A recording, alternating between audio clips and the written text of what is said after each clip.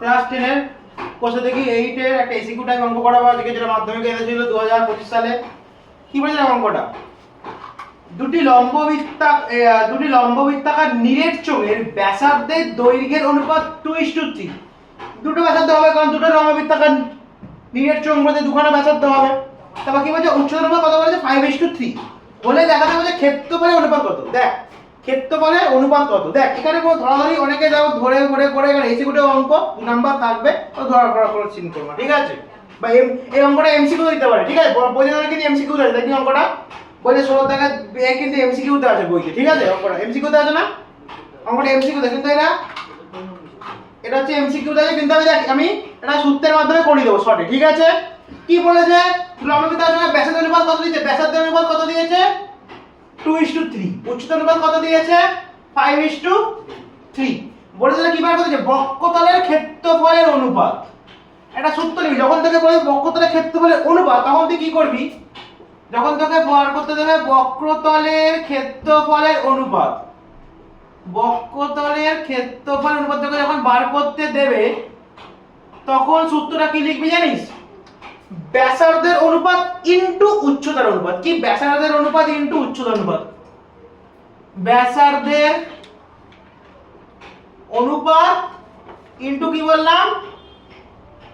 Bracket শেষ, into উচ্চতার অনুপাত, ঠিক আছে? ইনটু উচ্চতার অনুপাত হয়েছে। তাহলে এবার ব্যাসার্ধের অনুপাত কত বলে দিয়েছে আমাকে? 2:3। কত বলে দিয়েছে? 2:3।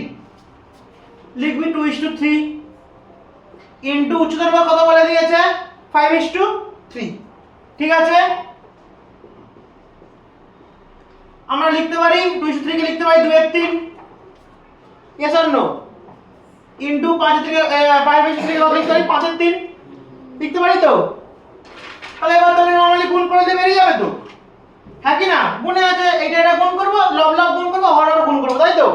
লব গুণ করলে কত? 5 দুগুণে 10, আর এই লব আর হর গুণ করলে 3 3 9, তাহলে 10:9 বেরিয়ে গেল। বক্রতলের ক্ষেত্রফল তো বেরিয়ে গেল।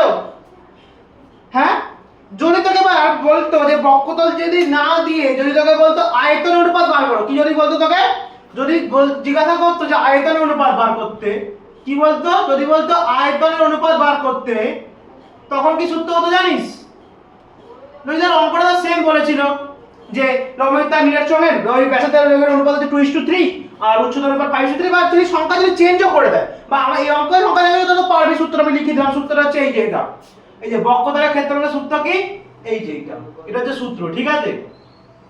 এবার ধর অঙ্কটা দিয়েছে, তো পরে অঙ্কটা যে বইতে এটাই আছে, ঠিক আছে? ধর অঙ্কটা এবার দিয়েছে, লাস্টে গিয়ে বলছে আয়তন অনুপাত আছে। কি বলতে দিয়েছে?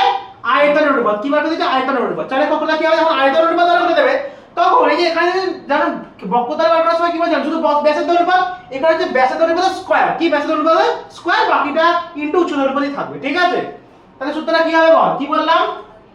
ব্যাসার্ধের অনুপাতের স্কয়ার, তাই তো? অনুপাতের স্কয়ার ইনটু উচ্চতার অনুপাত, হ্যাঁ কি না? এটা সূত্র। এটা তাহলে কার সূত্র? আয়তনের সূত্র। যখন আয়তন যদি বার করতে দেয় আয়তন, তখন এই সূত্রটা অ্যাপ্লাই করবি, ঠিক আছে? এটা হচ্ছে আয়তনের সূত্রটা। তাহলে এবার মানগুলো খালি বসিয়ে দেবো তো, হ্যাঁ কি না? তাহলে বল ব্যাসার্ধের অনুপাত কত আছে? 2:3। 2:3 মানে 2/3, তাই তো? হ্যাঁ, আর ইনটু তাহলে উচ্চতার অনুপাত কত? 5:3 বা 5/3। তো এবার 2 স্কয়ার কত হয়? 4, 3 স্কয়ার কত হয়?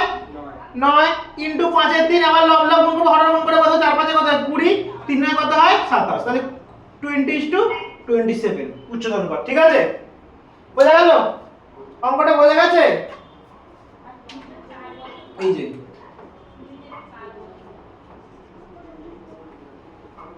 তাহলে বক্রতলের ক্ষেত্রফল, তখন সূত্র হচ্ছে ব্যাসার্ধের অনুপাত ইনটু উচ্চতার অনুপাত।